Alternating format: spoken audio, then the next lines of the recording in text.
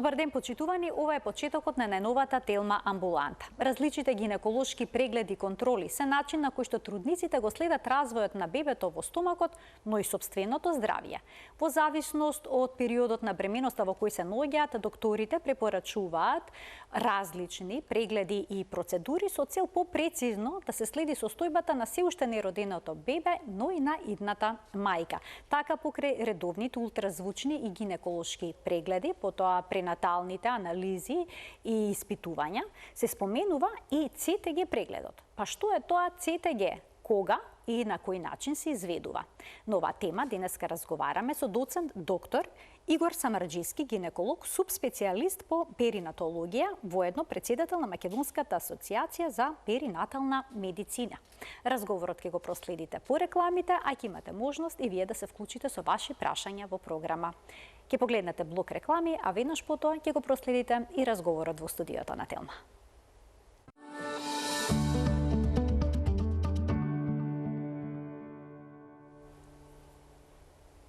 Во денешната Телма амбуланта зборуваме за ЦТГ прегледите што се прават за време на бременоста.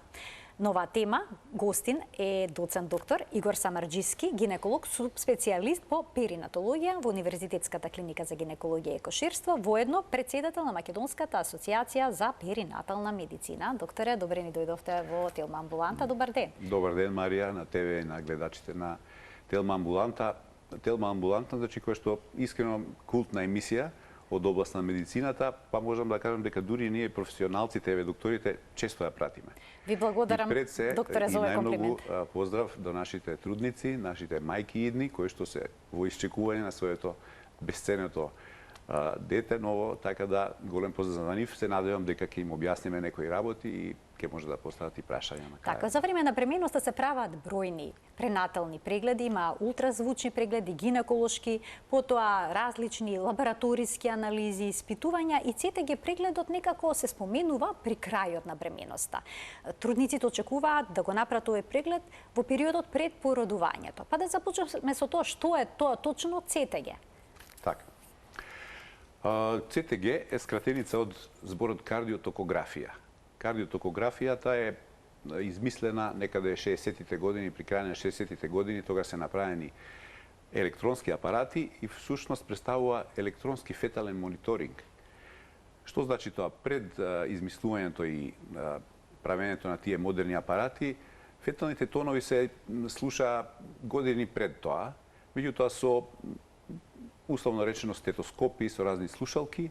Меѓутоа, со почетокот на 20 век, развојот на науката и технологијата, се направи електронски апарати кои што ја пратат срцевата акција, кардиографија и контракциите на матката, тоа е токографија. Значи, комбинација на кардиотокографија е пратење на срцевите тонови на фетусот и во сооднос со активноста на матката. Развојот не само на технологијата, туку и развојот на сознанијата за физиологијата на фетусот, патофизиологија на фетусот, значи и доброто и лошото што се јавува во текот на бременоста, условуваше и доведе до тоа да се направат тие такви електронски апарати, кои што полесно ни укажуваат на тоа во каква состојба е фетусот. Значи, условно речено, ултразвучниот апарат и ултразвучниот преглед е основа на сето тоа, и се надврзуваат компоненти на ултразвучниот преглед во однос на големината на бебето, во однос на гестацијската недела, во однос на количеството на плодовата вода, во однос на квалитетот на постелката, движењата на бебето и на крај се додаде уште и фетален мониторинг со кардиотокографија. Така, значи се следат срцевите удари всушност на се уште нероденото бебе, на фетусот. Кој е нормалниот пулс? Што е нормално?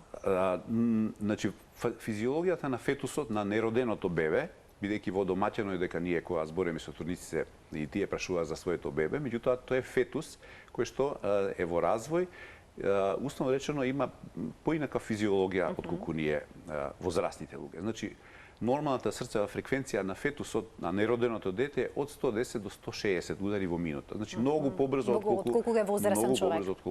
Тоа е условено од самата физиологија, од самото тоа што бебето живее во една водена средина, има посебна специфика на крвотокот на преку постелката во бебето, трансферот на крвните на кислород, посебно и хранителните материи, сето тоа условува една посебна физиологија на кардиоваскуларен систем на бебето.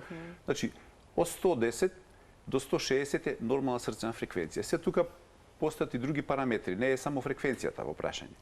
Ние имаме така наречен скор на оценка на ЦТГ-то, каде што се битни 5 елементи на кардиотокографскиот запис.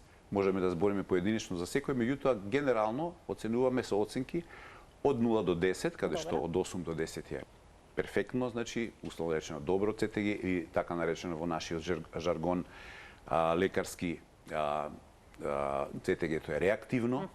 Или пак имаме други параметри кои што укажуваат дека има некој можеби проблем. Можеби има некој проблем. Меѓутоа сето тоа е во склоп на еден целокупна проценка на феталната состојба со така наречен биофизички профил.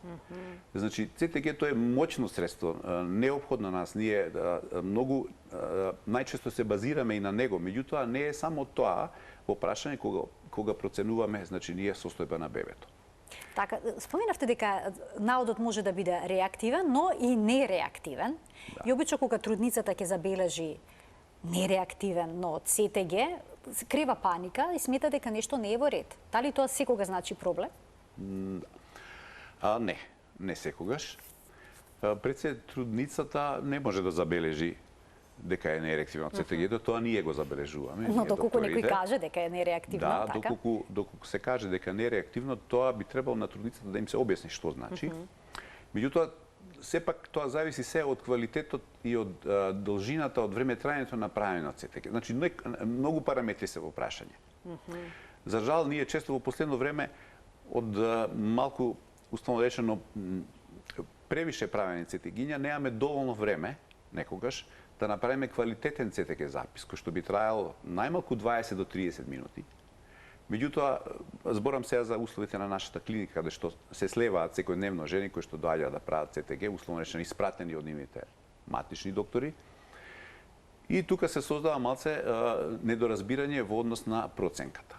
Често ние сме соочени со тоа да го прогласиме за нереактивно и да ја повикуваме жената повторно за извесен период и после тоа е сосема реактивно. Што значи тоа? Значи, проценката мора да се заснова на неколку параметри. Затоа зборам за еден вид, не вид, него тоа е точно проценка на биофизичкиот профил на бебето, кој што во моментот, значи, доаѓа кај нас. И сето тоа бара време, и бара искуство, и бара, значи, добра апаратура и знаење. Тој биофизички профил се состои не само од ЦТГ-то. Значи, како што кажав, проценка на тежината на бебето, значи како расте тоа во однос на неделите, потоа проценка на тонусот на бебето, тоа се движењата кои што се случуваат во матката, значи бебето ние мора тоа да го забележиме и да го на известен начин и броиме. Проценката значи на тонусот на телото, но и на движењата на екстремитетите. Проценка на количеството на вода и на крај ЦТГ-то. Така да малце покомплицирано од она што комплексно е, многу покомплексно отколку што покомплексно отколку што така изгледа, бидејќи еве секојдневно се соочуваме.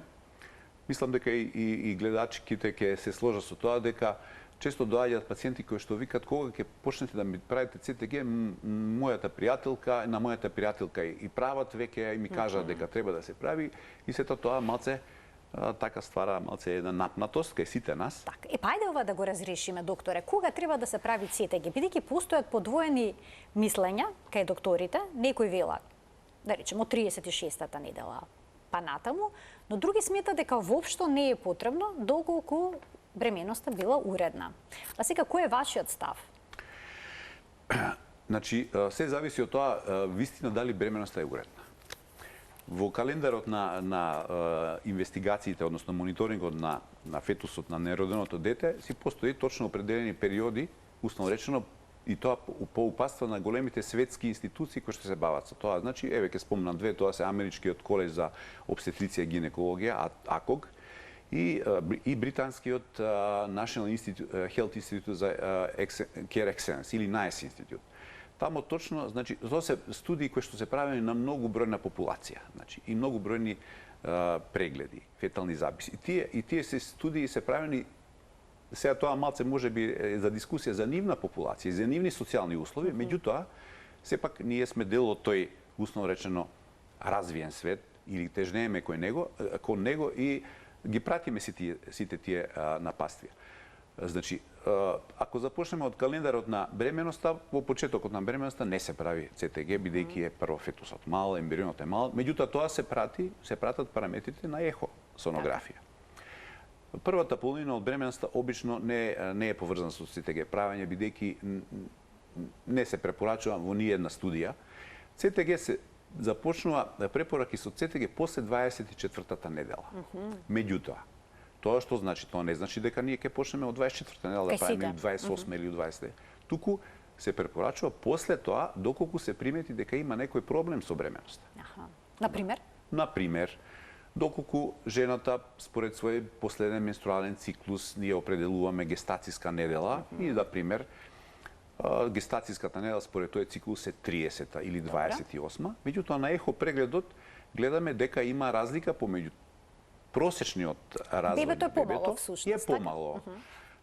Е помало. Меѓутоа и тука постојат параметри колку е мало е вистински мало. Значи не се е мало е патолошки мало, усно речено, односно болно мало или загрозено мало. Бидејќи сите ние сме различни и сите имаме еден одреден индивидуален генетски потенцијал за растењето внатре во матката и надвор после тоа. И тој е различен. Но се базира во основа на генетските конституции, наследство од родителите, исхраната, социјалниот статус и така натаму. Меѓутоа, тие номограми на растењето на фетусот се воглавно во светот установени и сите се придржуваме кон нив. И ако детето, например, е помало за 2 недели отколку што би требало да биде по тој номограм, ние се преземаме други активности во врска со прегледот, односно во текот на евалуацијата на ултразвучниот преглед, баш ги пратиме тие моменти што ги спомнав. Значи, биофизичкиот профил исто така се проценува, доколку има доволно движења на екстремитетите, на телото е добар тонусот, доколку има доволно плодова вода и доколку има уште еден параметар што не го спомнав, дишни покрети на диафрагмата, кој што не се висинско дишење, него се движењата кои што ние ги гледаме на ултразвучниот апарат, тој профил се проценува како сосема уреден профил. Параметарот ЦТГ од после 24 недела, поточно 28, бидејќи и 24 недела е некаде гранично во сегашно време е така наречен граничен виабилитет, гранично преживување доколку се роди пред време во 24 недела, тоа е некаде околу 500 грама.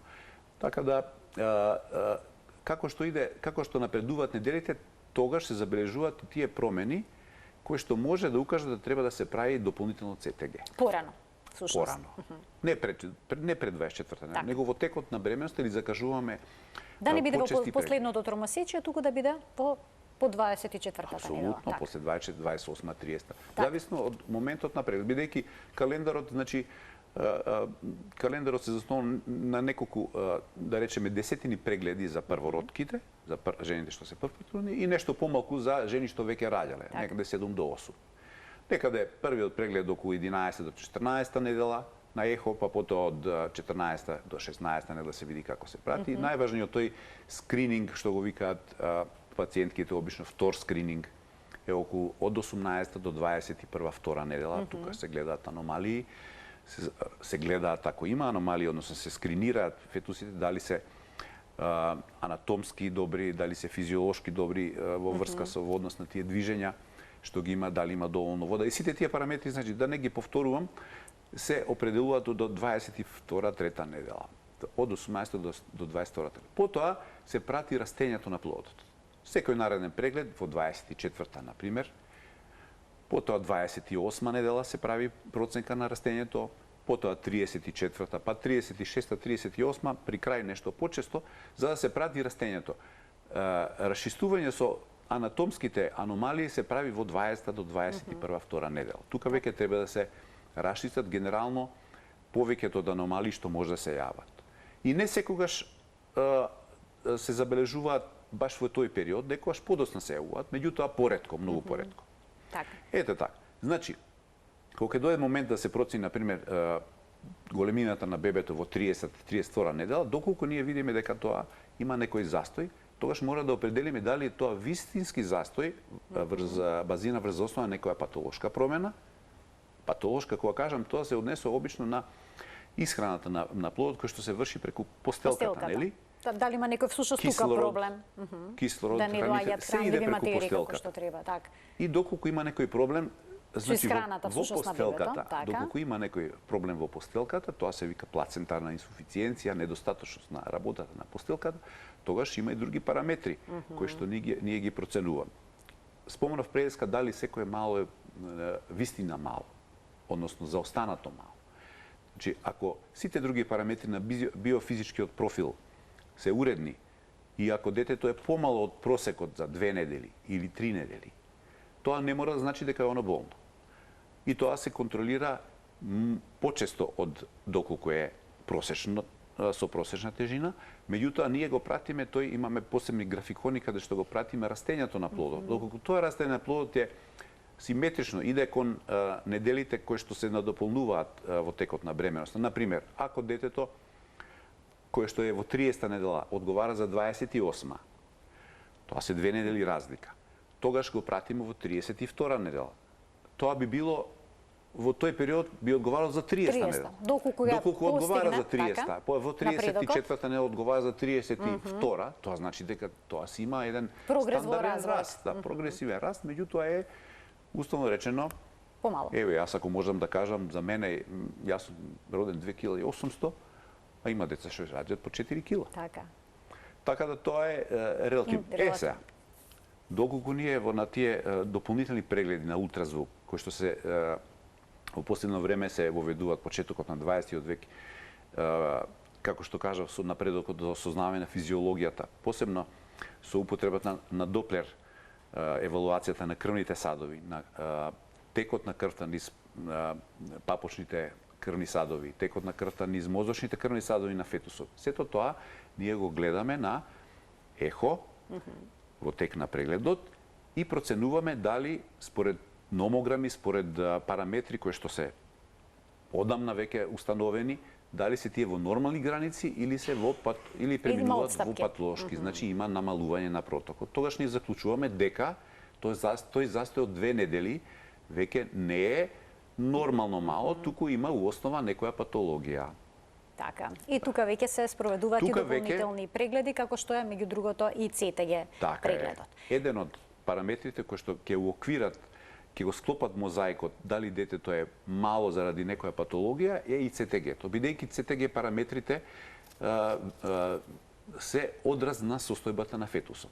А секој болен човек, а и фетусот е едно мало човече, кое што се прилагодува на лошите услови со слични компензаторни механизми како и болен човек. Например, кога сме болни, си лежиме у кревет, си мируваме, се штедиме.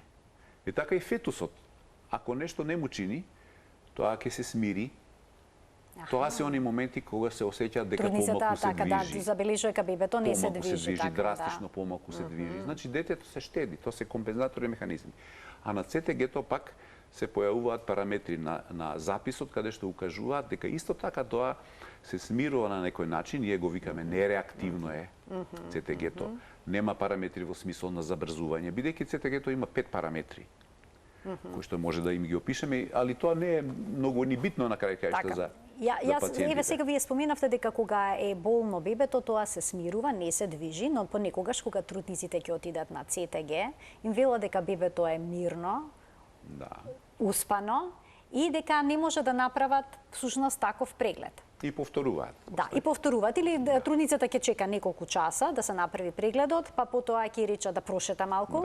Или да јаде. Да јаде, да се напие кафе, да се напие засладен сок и слично, или пак докторот или сестрата понекогаш го продремуваат стомакот. Така, да. И па сега како се проценува дали бебето спи или всушност има некаков проблем, докторе? Проценката почна од ултразвучниот преглед. Значи од таму. Сепак тоа е почетокот. Значи тоа јас би апелирал. Значи доколку се е во ред на прегледите, тоа значи само бебето е смирено и спие и да нема паника. Вака да расчистиме, значи може би малце грубо, меѓутоа нашиот систем здравствена заштита на трудните жени е многу добар. Многу добро е поставен. Постои 3 нивоа.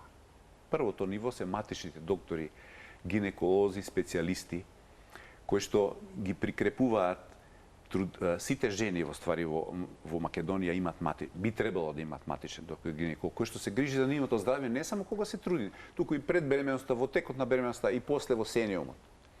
Посебно значи е специфична ситуација на бременост. Тоа е друга состојба нели каде што трудниците барат малку повеќе внимание. А едно од тие моменти за малку повеќе внимание мислам дека е еден убав добар разговор со матичните гинеколози и посветување малку повеќе време за трудниците од тоа што се случува у денешно брзо време некако. Да им се предочи се што е потребно и да ги смират. И меѓу другото да се направи еден добар квалитетен преглед. Нашите драги колеги матични гинеколози апсолутно имаат доволно искуство, имаат и добра апаратура, имаат експертиза. Ние затоа и како асоциација правиме и стручни предавања. Се организираат и семинари и симпозиуми, па одиме заедно и по конгреси во странство. Сето тоа значи тоа знаење го собираме од разни страни и воркшопови се организираат, ги посетуваат. Значи они се спремни апсолутно за еден квалитетен ехосонографски ултрасонографски преглед пред да дојдат на ЦТГ. Значи ако детето како што споменав расте добро, ако се движи добро во 30-та, 35-та недела, 32-та, било која недела после 28-та кога се виабилноста на плодот е веќе востановена, значи ако има добар раст просечен, ако има добра околуплодова вода, ако постелката не е многу престарена, ако има добри параметри на доплер евалуација на крвните садови на постелката. После, с оглед на тоа дека се е во ред, жените нема потреба да одат на ЦТГ до пред крај на бременоста. Значи тоа е нормална состојба. И ЦТГ се прави во услови кога што има нешто што можеби е сомнително дека нешто не е во ред.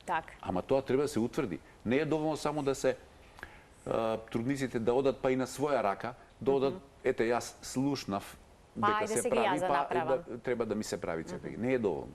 Не е лоша, мој совет е да се обратат до матичните гинеколози, да им направат преглед, тие да дадат процека, бидејќи се вистина се стручни за тоа. Иако, значи, најголемиот дел од колегите наши го прават тоа. Меѓутоа, голем дел од пациентките, па да речеме од банални работи, да не губат време, да не одат таму, полесно им да дојдат директно на кај нас на клиника, повикувајќи се на тоа дека некој нив им прави, некој правел комшија или роднина, не знам, и да доаѓаат да прават ЦТГ. Сето тоа ја ги разбирам, жените се во страф, уствари во исчекување, никој не пожелал некоја компликација и лош исход. А по светските параметри, како изгледаат? NICE guidelines и ACOG викаат дека феталниот ЦТГ мониторинг се прави за подобрување на перинаталниот така наречен исход, ние тоа го викаме перинатален исход, или превенција на компликациите.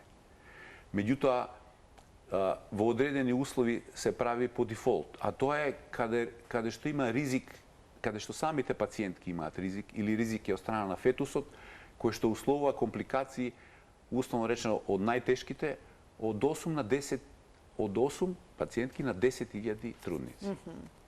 Значи, тоа е по светските гајденси каде што би требало да се прави на сите тие што имаат ризици. Сега, тоа е посебен проблем, кои се ризици, кои се ризични пациентки. Ризични пациентки, да набројам неколку ситуации. Се пациентки, дали се тие? Возраст, да, спаѓа во една ризик, меѓутоа не во апсолутна ризик. Возраст е поврзана со некои други, евентуално, заболувања кои што се јавуваат во подоцнешната возраст, да речеме. Затоа се поврзани со тој зголеме ризик. Меѓутоа, пациентки што се имаат, например, шеќерна болест. Така, диабетичари. Диабетичарки. Покачен крвен притисок. Да, пациентките со покачен крвен притисок. Пациентките кои што имаат дури и фамилиарна основа за покачен крвен притисок. Затоа треба да се разговара преднатално и во текот на бременоста со матичните гинеколози, да тие бидат запознати со нивната фамилиарна историја. Зборам за најблиска првоколенова фамилија, значи како што се сестри, например, мајка, сестра, најблиските роднини. Потоа пациентки кои што имаат некои заболувања од типот на автоимуни заболувања, како што се лупус, како што се фосфолипиден синдром, потоа пациентки кои што имаат висок body mass index. Покрупни се Покрупни пациентки, тие се оптеретени со други заболувања. Реков, значи, хронични бубрежни пациентки. Тоа се ризични пациентки кои што имале во претходна бременост условно речено мртвороденост. Тие се обременети со тој еден фактор на ризик, кај нив би требало да се тоа прави ЦТГ дури и почесто од нормално. Меѓутоа, за она се што е некомплицирано, се што е уредно, она што е некомплицирано, да се разбереме, за секого постои некој определен ризик за сите луѓе. Јасно. Значи, и бременоста била до самиот крај неизвестна. Така. Значи, во однос на некомплицирани бременности, условно речено здрави. Например, во 37-ма недела има некој ризик од два случаја на лош исход на 10 бременности. Во 38-ма негде 4, во 39-та 5. Значи тоа се сосем мали, во проценти тоа е 0,02, 0,04, 0,05. Меѓутоа, посебно после 41-та недела се зголема тој ризик. Во 42-та недела, тоа се надносени бременности. Тука веќе се зголема ризикот дупло. Така да тие се у основа најризични пациентки и ако така го гледаме, значи правење ЦТГ во 36-та недела, 37-та, 38-та недела, 39-та, врз основа тоа што некој друг прави, без основа, без претходен преглед, значи целокупен преглед на фетусот, не само ЦТГ, апсолутно нема никаков придонес во подобрување на резултатите. Така. Значи мора да биде комплетен прегледот и да има суштинска потреба за него. Докторе, ќе ги поканим гледачите во денешната Телма амбуланта да се вклучат со нивни прашања. Почитувани, телефонскиот број ќе биде испишан на екранот и од овој момент добре дојдени се и вашите прашања, но и искуствете со сето ова, со овој преглед кој што спомена веќе докторот, дали и кога ќе се изведе зависи од многу фактори. Сега, до сега зборувавме, докторе, за здравието на бебето. Со овој преглед се следи срцевата фреквенција и уште низа други параметри, како што споменавте, но исто така дава одговор и за контракциите на матката кај жената. Сега, дали со овој преглед може да се евидентираат и контракциите на матката што жената не ги чувствува? И исто така има едни лажни контракции, дали прави дистинкција, дали се контракциите лажни или вистински, бидејќи дел од трудниците всушност сакаат да го направат тој преглед за да знаат до каде се, дали всушност наскоро ќе започне породувањето. Така. Да, секако дека се забележува контракции, тој е оној дел од кардиотокографијата, токографија. Има два ремена всушност се застават. Два ремена, едниот е ултразвучен, значи два ремена, значи едното следи горниот према главата, тој е забележува контракцијата. Така може режија да ја врати сликата или ќе видиме некоја следна? На врвот на матката стои сондата која што ги забележува контракциите, тоа се овие бранови доле, ако ги гледаат, значи брановите се забележуваат преку тој трансдюсер и он забележува контракција на матката. Апсолутно може се примети. Една од потребите за кардиотокографија е секако доколку жената осеќа контракции, односно некои болки кои што не се специфични за бременоста, условно речено, не треба да ги има често. Меѓутоа ги има.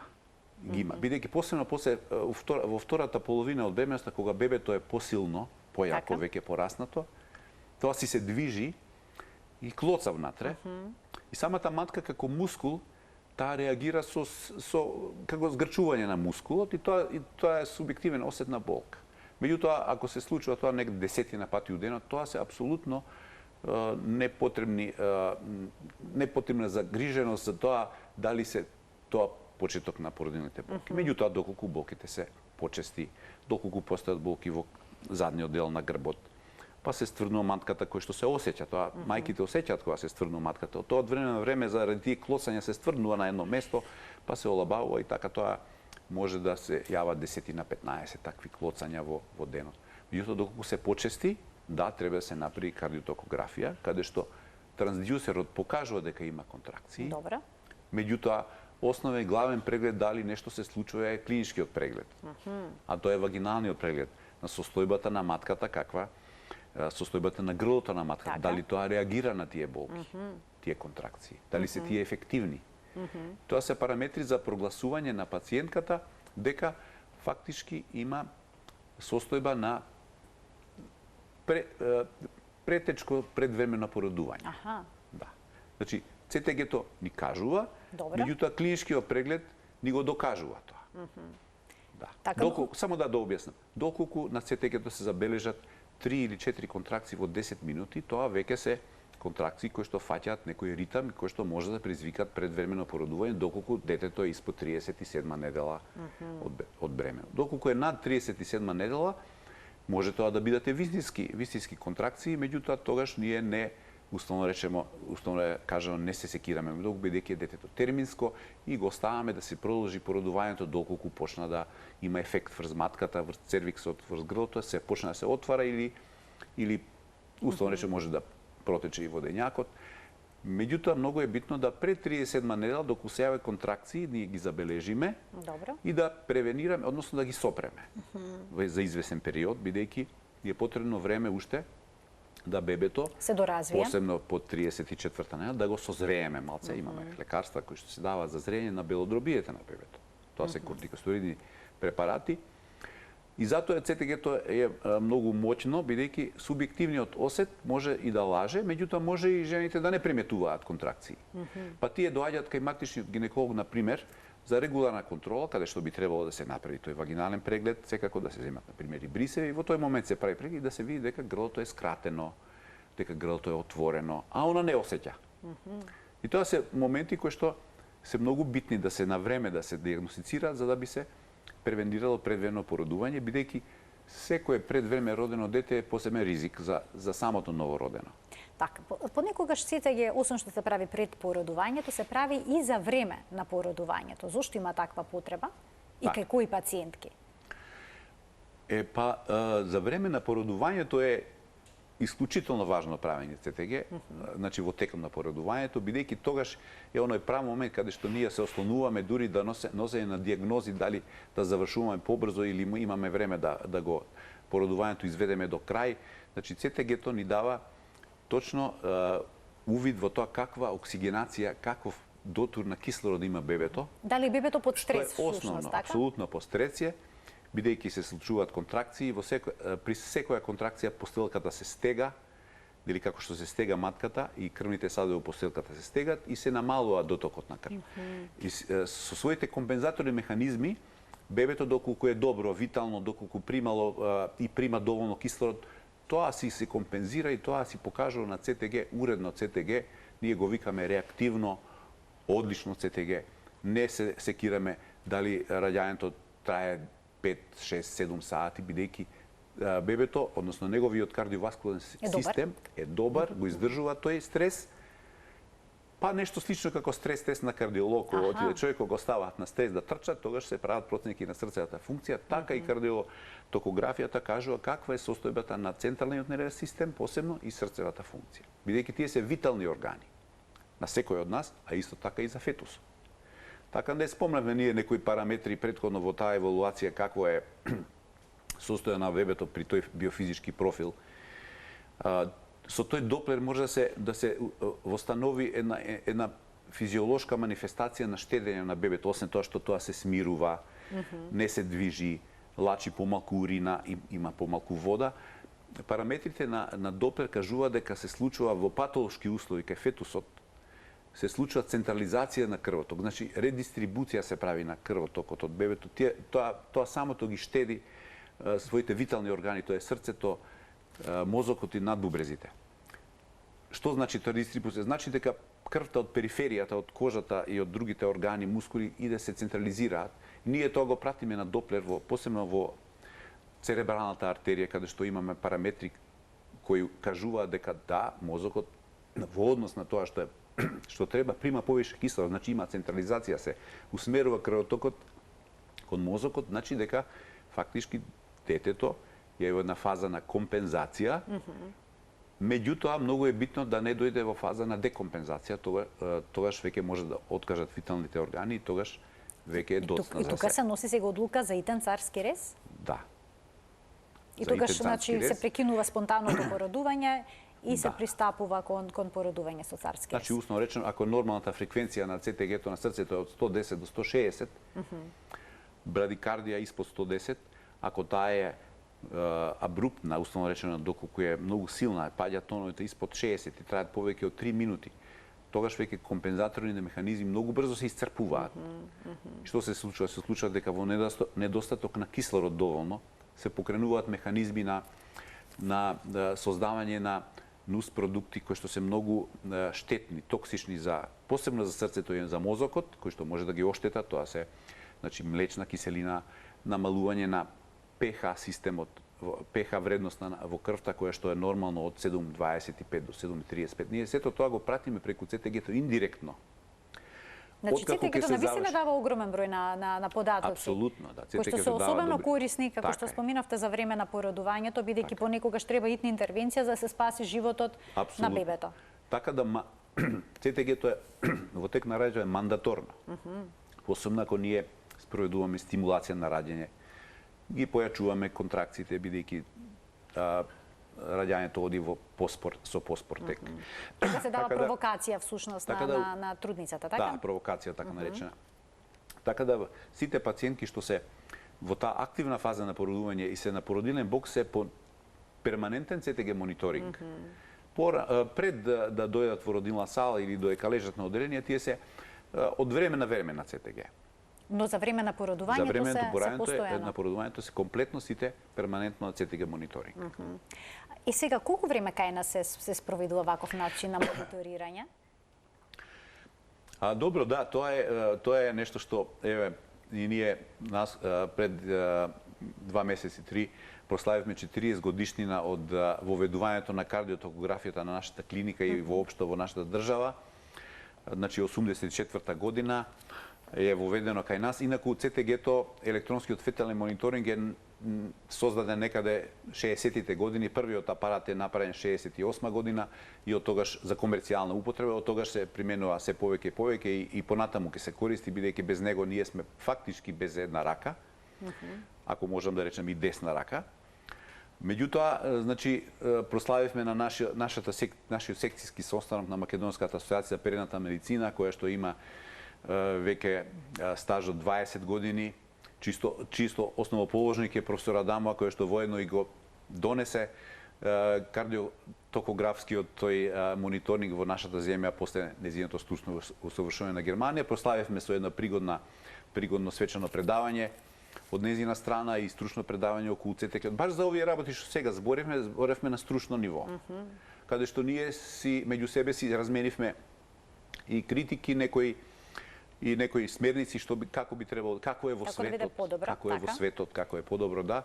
Така да, еве, да речеме, 40 години, па можам да кажам и јас сум современик на тоа, бидејќи ја таа година започнав да студирам медицина, по завршувањето веќе се соочувавме со кардиотокографски апарати. Инаку пред тоа, за прв пат пред 300 години е забележено феталното срце, запис на фетално срце, меѓутоа со разни други методи, некаде при крај на 19 век се применуваа така наречени слушалки. Ние на почеток, кога немаше доволно ЦТГ апарати, се уште ги користевме тогаш слушалките, така наречени пинардови слушалки, спратевме ЦТГ при слушалки на абдоменот на мајките. Посебно после контракциите ги пратевме дали тие паѓаат. Малку беше потешко. Сега е тоа така електронизирано и така достапно. И меѓу другото, еве 21 век навлегуваме веќе на кај половината веќе, како во сите сфери, така и во сферата на кардиотокографијата навлегува артифицијалната интелигенција. Така сега се справат и кардиотокографски апарати кои што во основа има софтвер како артифицијална интелигенција. Значи тоа се датабази, огромни датабази кои што собираат ЦТГ записи и ситуации во однос на состојба на фетусот, состојба на мајката, заболување на мајката, еве како на пример инфекции во бременност, кои што тие ги сублимираат и се прават апарати каде што ние ќе можеме, се уште го немаме тој апарат, ќе можеме да тој ЦТГ запис да ни го толкува некоја си артифицијална интелигенција. Еве ќе видиме кога ќе го набавиме како ќе биде тоа. Така, докторе, колку се прецизни и точни резултатите направени на овој начин? Што ако трудницата не е во добра положба, да речеме? Може ли да се лажно позитивни или пак, нели да даде дека се во ред, а всушност да има некаков проблем? Па во главном не би требало да се лажно позитивни, бидејќи тие трансдюсери, доколку добро се наместат, даваат соодветни реални. Важно ли е во која положба седи трудницата? Па Дали обично треба да лежи трудниците кога или... прават ЦТГ се во лежачка положба, меѓутоа може и полуседечка да биде. Така да не е битно тоа. Не е тоа важно не е тоа? битно, не е битно, не може секако во стоечка. Иако во стоечка положба може да се прави ЦТГ, ние на пример во тек на стимулацијата кога жените претежно подолго време лежат во кревет, ги стануваме и они лежат со ЦТГ апарат стоејки. Така да не е тоа не е тоа баш исклучиво да мора, не смее да биде во стоечка положба. Еве викам дека ние преминуваме стоечка ЦТГ. Но доколку лежи, веројатно ќе бидат попрецизни добиените резултати? Нема ни тука правило, не. Дури се направени и така наречени Wi-Fi ЦТГ апарати кои што работат на далечинско, така да жените не се врзани за кревет, туку си шета со тие две пелоти и тие се со wireless, значи апарати се поврзани, така да еве и тоа можеби ќе се има у план да се воведе, така да тоа лежењето, врзување со тие кабли и лежење подолго време. Повеќе од практични причини, претпоставам дека каблите се кратки. Од причини што комфорот е подобар така кога жената се движи, а и се препорачува дека... колку време треба да трае тој преглед? Колку време треба да лежи жената? Обично за колку време ги добивате посекуваните? Значи, ако збориме за моменталната фаза во тек на породување активно, па она лежи цело време на бокс, посебно во втората фаза на породување, тоа кога веќе бебето се очекува да пред породувањето? Пред породувањето може и да прошета, она е во една просторија предпородилна, може се тоа трае обично контролните ЦТГ 20 на минути би требало да траат 15-20 минути, ние ги гледаме, сега имаме воведено и централен мониторинг, така да можат повеќе жени, повеќе трудници да се пратат во исто време, така да тие се ослободуваат од тие апарати ЦТГ после 20 минути, кој се во ред и она има регуларни контракции, додека не дојде тој момент да биде на бокс, кога веќе ние очекуваме дека за некој извесен период од саат време ќе се породи бебето, тоа е таа најактивна фаза каде што е најуствари често се случуваат тие компликации во текот на породувањето. Тоа е онаа фаза, една експузија каде што може да дојде условно речено до предвремено одлепување на постелката, може да дојде до замотан папчник околу главата. И сите тоа ние го пратиме и мора да го пратиме активно за да реагираме во рокот брзо. Најбрзо што помалку може. 10 минути. Да. И тоа е извежбан, истрениран процес каде што сите ние екипи тоа го правиме вистина така. Брзо, доколку времето на восстановување на тоа дека се работи за акутна асфиксија, тоа е акутна задушување, можно задушување акутно, тогаш во рок од 5 минути фактички ние сме во операционална сала и го вадиме бебето и тоа најчесто брзо се реституира. Така, значи ЦТГ прегледот е исклучително корисен и треба да се направи тогаш кога има потреба за него. Апсолутно. Трудниците нема потреба да доаѓаат на клиниката за гинекологија и акушерство и да бара да им се направи овој преглед, бидејќи нивните пријателки во тој период од бременоста го правеле. Туку треба добра консултација со матичниот лекар и доколку сите испитувања се во ред, тогаш само пред породувањето, претпоставам дека има потреба од Пред породувањето и во оној период, како што кажав, кога ќе одмине тој веројатниот термин. Кога е надносена бременоста. Тоа е надносена бременост. Тука има посебен ризик. 40 недели е тоа по некоја формула која што ние фактички имаме правило според менструалниот циклус. 40 недела е веројатен термин на породување. Тој е различен помеѓу 2 недели пред тоа и 2 недели после тоа. Така да... Но тие 2 недели потоа бараат посебен мониторинг. Значи првата недела после тоа ние практикуваме исто да правиме повеќе отколку е препорачено, меѓутоа не ни е проблем на 2 дена, на 3 дена да правиме. Меѓутоа после 41 недела, во 42 веќе, како што кажав преска, тој процент на компликациите се голема, треба и почесто преку еден ден или да се завршува бременоста елективно со процес на стимулација или процес на завршување со царски рез. Докторе, ви благодарам за денешното гостување во Телма амбуланта. Денес обработивме тема за која што не сме говореле досега. Сметам дека беше исклучително корисна за сите оние трудници, жени кои што наскоро ќе се реализираат во мајчинството. Ова е добра информација да знаат зошто се потребни овие прегледи. Благодарам и на вас и мене ми беше супер тука, ми помина времето многу брзо. Летна, така. Така да Се надевам ќе се немавме видиме. прашања? Да, немаше прашање овој пат, но секако дека темата беше можеби малку поспецифична, но следниот пат претпоставувам дека ќе обработиме и нешто поинакво каде што ќе има сигурни прашања. Благодарам на вас уште еднаш, Марија, и се гледаме. Почитувани, ова беше се во денешната Телма амбуланта. Ви благодарам за вниманието за кое што не следевте. Ви посакувам пријатен ден.